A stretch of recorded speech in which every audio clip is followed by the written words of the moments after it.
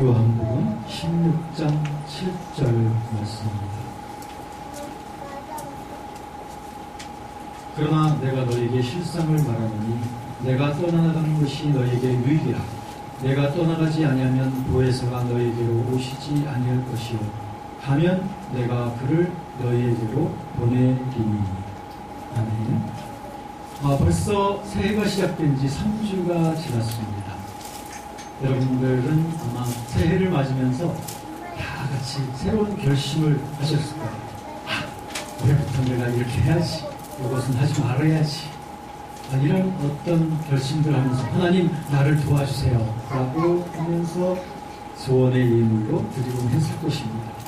그런가 하면 여러분들이 또 성구를 뽑으셔가지고 이 말씀이 오늘 올해 나에게 주신 하나님의 말씀이구나 하면서 굉장히 좋아하시기도 하고 가슴이 부풀러 하시기도 했을 것입니다. 하지만 하루하루가 지나고 나서 그렇게 많은 날들이 흘러가진 않았지만 그러나 여러분 가운데는 벌써 새해에 결심했던 것들, 새롭게 다짐했던 것들을 이미 멀리 저버리시고 그리고 다 잊어버리신 분들도 계실 거예요. 그러면서 또 어떤 분들은 이렇게 또 스스로에게 말하겠죠. 올해도 별거 아니구나, 작년하고 똑같네 하면서 좌절하고, 그리고 이 새해에 아무것도 새로운 것이 나에게는 없구나, 도대체 나의 인생이 이게 도대체 무엇일까 라고 하면서 한탄하시는 분이 계실는지도 몰라요. 하지만 정말로 우리가 새로운 한 해를 맞이할 수 있는 비결이 여기 있습니다. 절대 우리가 낙심하지 아니할 수 있는 비결이 여기 있습니다. 무엇인가 하니 참으로 우리의 새로운 인생이란 우리의 환경이나 처지가 바뀌어지면서부터 시작되는 것이 아니라고 하는 것입니다. 무엇인가 하니 우리의 라이프 스타일이 먼저 바뀌어지지 아니하면 우리는 절대로 새로운 삶을 살 수 없다는 것이죠. 우리의 라이프 스타일이 바뀌어지려면 우리의 사고방식, 우리의 신념의 방식이 바뀌어져야 될 것입니다. 우리의 세계관이 바뀌어져야 될 거예요. 이렇게 될 때 우리들은 내 세상이 바뀌어지는 것을 우리는 경험할 수 있는 것입니다. 그렇다면 어떻게 하면 우리들의 영혼이 새로워질 수 있을까? 새로운 가치관으로 그리고 새로운 세계관으로 바뀌어질 수 있을까? 그 비결이 되는 것이 바로 우리 안에 거하시는 예수 그리스도인 줄로 믿습니다. 그렇습니다. 정말로 우리가 담대하게 말할 수 있는 것은 우리 안에 거하시는 예수 그리스도로 말미암아 우리들은 진정으로 새로운 삶을 살 수 있다는 것이죠. 저는 한 3가지 정도로서 어떻게 해서 예수 그리스도께서 나의 삶을 참으로 새롭게 해주시는가에 대해서 말씀을 드립니다. 첫 번째는 오늘 말씀에 있는 대로 우리 주 예수님께서는 상담자로서 우리에게 오시는 분이라는 것입니다. 오늘 7절 말씀에 보니까 보혜사로서 오시는 영이 바로 예수 그리스도의 영인 것입니다. 전에도 제가 말씀드렸지만 이 보혜사라고 되어져 있는 이 말은 카운셀러라고 NIV 영어 성경에는 되어져 있습니다. 우리 주님께서는 카운셀러로서 우리에게 오신다는 것입니다. 우리 상담자라는 거죠. 참된 상담자라는 것입니다. 여러분들이 고민이 있고 불안한 일이 있고 마음속에 좌절감이 들 때 여러분들은 누구를 찾아갑니까? 무엇을 하십니까? 그때 잊지 마셔야 될 것은 내 안에 바로 상담자 되시는 그리스도의 영이 계시다는 사실을 먼저 잊지 마셔야 돼요. 그 사실이 우리를 얼마나 행복하게 해주는지 몰라요. 이 상담자 되시는 그리스도에 대한 예언의 말씀은 구약에서부터 이미 선지자들로부터 예언이 되어져 있었습니다. 이사야 선지자도 말하기를 우리 하나님께서는 아주 원더풀 카운슬러라고 그렇게 되어져 있습니다. 거기에 보면 아주 뛰어난 상담자가 되시는 분이라는 것이죠. 그런가 하면 이사야 선지자는 또 말하기를 우리 주님께서는 바로 상담과 그리고 능력의 영이다 이렇게 말씀을 하고 있습니다. 우리말 성경보다 이제 NIV 성경을 제가 참조해서 말씀을 드리는 건데요. 어쨌든 상담자로서의 예수 그리스도의 영의 기능에 대해서는, 역할에 대해서는 구약에서부터 신약을 일관되어져 가는 그런 하나의 진리인 것이죠. 그러한 진리가 요한복음 오늘 말씀에도 분명하게 나타나 있는 것이죠. 또 요한복음 14장부터 16장까지를 쭉 보시면 계속 상담자 되시는 성령, 즉 그리스도의 영에 대한 말씀이 아주 잘 나타나고 있습니다. 그러므로 여러분, 저와 여러분들이 좌절할 필요가 없습니다. 포기할 필요가 없습니다. 저와 여러분들이 그렇게 쉽게 무너질 필요가 없습니다. 왜? 상담자 되신 그리스도께서 저와 여러분 속에 계시기 때문입니다. 여러분, 어떤 일을 만나면 힘없이 무너지곤 하시죠. 바로 그분의 상담자 되신 그리스도를 초청해야 돼요. 바로 그 부분에, 바로 그 문제를 주님께서는 나와 같이 상담하기를 원하시는 겁니다. 이제 이 시간 이후부터는 내가 힘없이 무너지는 바로 그 문제에 또 부닥칠 때 바로 상담자 되시는 그리스도가 내 안에 계시다는 사실을 인정하시고 그분께 마음을 열고 여러분들의 고난과 어려움을 말씀드리세요. 그리고 귀를 기울이십시오. 주님께서 분명히 상담해 주실 줄로 믿습니다.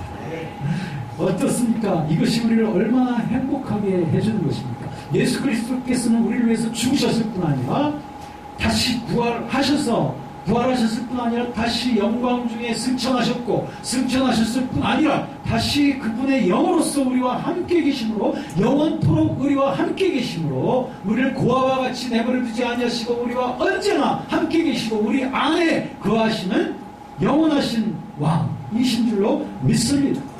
영원한 구원, 영원한 영생을 되어주신 분, 바로 우리의 상담자 되신 그리스도로 말미암아 우리의 삶은 완전히 새로워지게 되는 줄로 믿습니다. 또 말씀드립니다. 우리는 주님 앞에 기도할 수 있다는 것인데요. 우리가 기도의 대상이 되는 그 하나님이 어떤 분이시죠? 그야말로 Almighty God입니다. 그야말로 전능하신 하나님이십니다. 왕의 왕, 그리고 The Maker of the Universe, 우주를 창조하신 분, 그분이 우리의 기도를 받으시는 하나님이신 줄로 믿습니다. 여러분, 그러므로 기도할 때는 그 전능하신 하나님 앞에 기도한다고 하는 그런 인식을 가지고 기도하실 때에 나의 기도 속에 믿음이 생기게 되죠. 그렇게 믿음으로 기도하게 될 때는 너희가 믿고서 구하는 것은 받은 줄로 믿으라. 그리하면 그대로 되리라고 말씀하셨습니다. 우리가 하나님을 기쁘시게 해드리면서 믿음으로 기도하는 그 기도를 주님께서는 기쁘게 받으시는 거예요. 우리가 하나님 앞에 기도할 수 있다고 하는 이 특권은 이 세상 어떤 것보다도 더 강하고 더 풍요로운 것입니다. 우리는 기도함을 통하여 하나님의 그 보호자의 창고에서 온갖 우리의 삶 속에, 우리의 사역 속에 필요한 모든 영광스러운 능력들을 우리는 공급받을 수 있게 되는 줄로 믿습니다. 우리 기도를 통하여 어떤 위경에서도 우리는 구출받을 수 있으며, 기도를 통하여 어떤 어려움에 있는 사람들도 도와줄 수 있는 것이며, 기도를 통하여 우리의 삶 속에 하나님의 능력과 지혜를 초청할 수 있게 되는 줄로 믿습니다. 뿐만 아니라 우리가 연약하고 우리가 무지하고 어리석을 때도 우리는 주님 앞에 지혜를 구하라고 말씀하고 있습니다. 지혜를 구하면 후회 주시고 꾸짖지 아니하시는 하나님께서 우리에게 주신다. 지혜를 주신다. 믿습니다. 예, 그렇습니다. 우리들은 사람의 지혜가 아닙니다. 세상의 지혜가 아닙니다. 전욕적인 지혜가 아니라 하늘에 속한 지혜, 선하고 아름답고 긍휼이 풍성하며 그리고 편파적이지 아니한 의의 열매가 가득한 그런 지혜를 우리에게 부어주시겠다고 약속하셨는데, 그 약속을 믿고 기도하는 자에게는 그 지혜가 임하는 줄로 믿습니다. 그러므로 여러분, 우리는 이 세상에 어떤 것을 갖고 있지 아니한다 할지라도 기도할 수 있는 특권이 우리에게 있는 줄로 믿습니다. 이 기도를 주님 앞에 기쁨으로 드릴 수 있는 자, 얼마나 행복하고 얼마나 든든한 자일까요? 저도 이제 최근에는 이제 좀 방학을 맞이해서 시간을 조금 더 자유롭게 쓸 수가 있게 되었습니다. 지나간 한 주간을 생각해 보면서 제 아내에게 이렇게 얘기를 했습니다. 이렇게 주님 안에서 이렇게 쉴 수 있다는 것이 얼마나 행복한 일인가. 사실 쉰다는 것이 다른 것은 아닙니다. 아침에 새벽에 일어나서 새벽 기도를 가고, 그리고서 또 말씀을 읽고, 그리고 또 밤에는 하나님 앞에 기도하고. 어떻게 보면 특별히 달라진 것은 아니지만 내 내면 속에는 기도와 말씀과 또 하나님과의 교제로서 더 풍요롭게 쉼을 얻을 수 있는 그런 특권이 주어졌다는 것이 얼마나 행복한 일인가 라고 하는 것 때문에 참 즐거워지고 행복해지더라고요. 그렇습니다, 여러분. 우리가 하나님 앞에 기도할 수 있다는 거 얼마나 멋진 일인지 몰라요. 기도할 때 우리들은 세상의 것을 바라보고 기도하는 게 아닙니다. 우리는 하늘의 것을 바라보고 기도하는 거예요. 그리고 하늘의 말씀의 약속을 붙잡고 기도하는 겁니다. 그 약속을 믿고 기도하는 건 우리가 해야 될 일이지만 그 일을 이루시는 것은 하나님이 하셔야 될 책임이에요. 우리는 그 기도의 응답까지 우리가 책임질 필요는 없습니다. 우리는 믿고서 그냥 하나님의 뜻대로 구하고 믿으면 되는 거예요. 거기까지입니다. 거기까지. 그 믿음의 기도를 응답해 주시는 분은 하나님이신 줄로 믿습니다. 기도할 때 여러분들 어떻게 하나님이 이루실까 하고 이렇게 저렇게 방법대 이런 것들을 너무 고민하지 마세요. 그건 여러분이 고민하실 일이 아닙니다. 우리가 해야 될 일은 하나님의 뜻을 알고 믿고 구하는 거예요. 거기까지. 어떻게 이루실까? 그건 하나님이 하시는 일입니다. 할렐루야. 사람들이 기도하다가 자꾸 의심하고 낙심하는 이유가 어떻게 이 기도가 이루어질 수 있지? 하고 자꾸 기도가 이루어질 도저히 방법이 없어. 이렇게 스스로 자기의 제한된 머릿속에서 계산을 하기 때문에 그렇습니다. 그것은 우리가 해야 될 일이 아닙니다. 해야 될 일이 아닙니다. 하나님의 뜻이 이 하나님의 말씀 속에 얼마나 하나님의 뜻이 풍성합니까? 그것은 우리가 기도로서 씨를 심을 수 있는 모든 씨앗들과도 같은 거예요. 수많은 약속들, 수많은 명령과 수많은 진리들이 있습니다. 이 말씀의 씨앗을 가지고 우리가 기도로서 물을 주면서 믿어가는 것입니다.